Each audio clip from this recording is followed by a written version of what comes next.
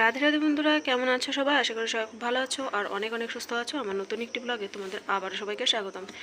তো আমাকে জানতে চেয়েছো যে কত পার্সেন্ট নাম্বার লাগবে ফিটারে ভর্তি হওয়ার জন্য। তো পার্সেন্টটা ম্যাটার করে কি বলো তো।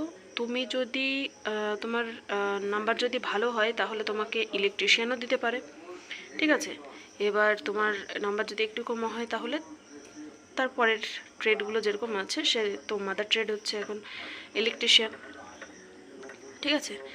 তো কি হয়েছে বলো তো, এবার মাধ্যমিকে তোমার নাম্বার অনুযায়ী র্যাঙ্ক করবে, ঠিক আছে।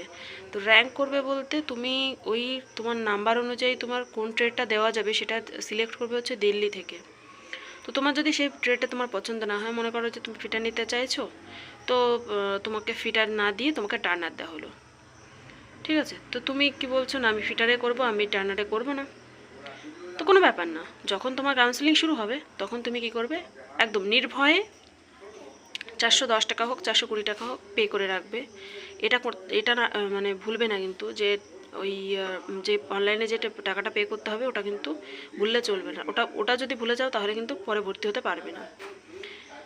তো তারপর তুমি কি করবে, কলেজে আসবে স্পট কাউন্সেলিং, মানে তুমি যদি ডেট দেওয়া হবে, ঠিক আছে।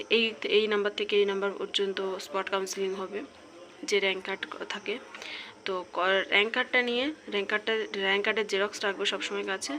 তো র্যাঙ্ক কার্ডটা নিয়ে তুমি চলে আসবে কলেজে এসে তারপর তুমি কলেজের স্যারদের সঙ্গে যোগাযোগ করবে। তো স্যারদের সঙ্গে যোগাযোগ করলে তুমি পেয়ে যাবে, অবশ্যই পাবে। আর আমাদের স্যাররাও সত্যি খুবই ভালো। তো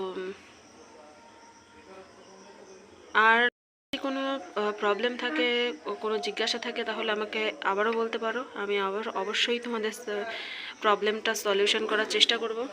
তো আজকের ভিডিওটা কেমন লাগলো অবশ্যই জানিও। ততক্ষণ সবাই ভালো থেকো।